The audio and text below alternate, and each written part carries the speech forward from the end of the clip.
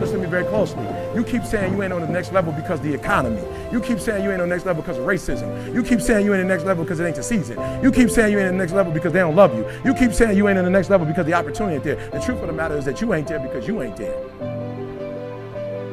And there's some of you, you know what you want. You know what you want, but you are not personally willing to do the work it takes to get it. What you're trying to do is do what you've done on this level and get the next level. You're trying to do exactly what you're doing on this level. You're like, I'm getting up every day. I'm putting in 2.5. I'm putting in 3, and I'm not getting the opportunity. The opportunity might require 3.5. I'm lifting weights.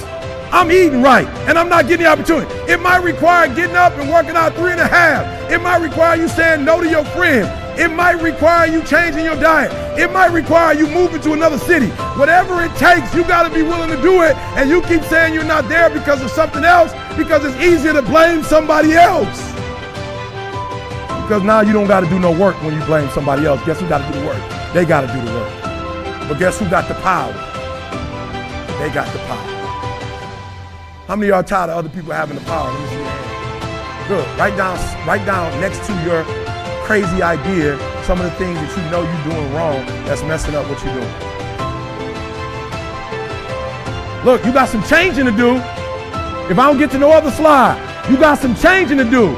And I'm telling you, the reason why I'm leaving corporate and going to schools, because it's easier to help a doggone middle school kid change than a grown man. It's hard changing grown men. I'm talking about hard. I'm like, yo, my ratio gonna go up. I'm gonna be a legend if I go to middle school. I'm gonna be a legend. Like Eric came in, talked to 100 kids, 98 got changed. Are you hearing what I'm saying? I'd rather do elementary kids than grown men. Elementary kids, they've been broke, but they ain't broke yet. Grown people broke. It's easy to help somebody who is broken at a young age than a 50-year-old, 40-year-old, or 30-year-old. You understand what I'm saying? So what I'm telling you to do, since you hate being told what to do, you're gonna have to fix yourself since you don't like nobody else telling you what to do. And because you're not willing to pay for a coach, you're gonna have to coach yourself. Does that make sense?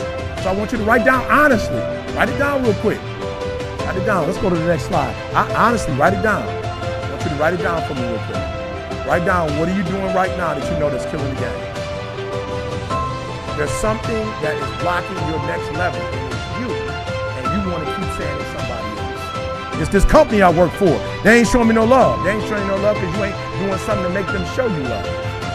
They see how all over the place you are, and they're going to take advantage of it. They see you ain't got no structure. You ain't got no 5-year plan, 10-year plan. You ain't got your stuff together. They see it. So over here, real quick. Somebody be honest over here about why you can't get to that next level. What's that thing? Say it again. Good. And when you say mindset, what do you mean? Good. Yeah. You come from poverty, so you're dealing with wealth as poverty. You dealing with wealthy people talking poverty language. That is not gonna work. Somebody over here. Yep. Procrastination. Good. How many of y'all being killed by procrastination? Let me see your hand. Yep. She's a man eater. Whoa, here she comes. I'm talking about procrastination is killing America. It's killing it. If you could fix procrastination, what would your life be like? You understand what I'm saying? People like E.T., I want to do what you do. No, you don't. I'm my own boss. When I worked at Michigan State, I had to be to work at 9 o'clock. When I work for myself, I get up at 3.